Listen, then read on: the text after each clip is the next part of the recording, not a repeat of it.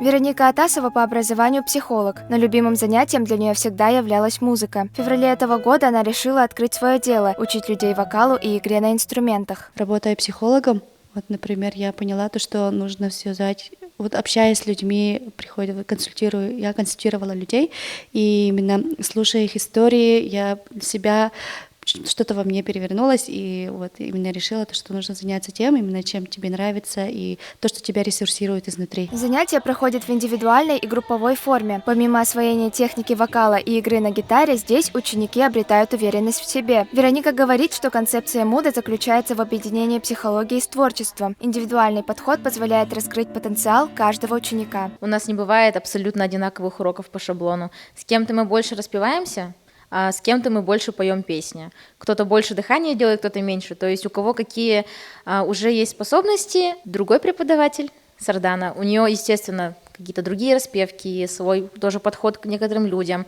Кому-то больше я подхожу, кому-то больше подходят ее методы. В планах у Вероники дальнейшее расширение коворкинга. На данный момент закончился ремонт второго зала, который уже готов принять новых учеников.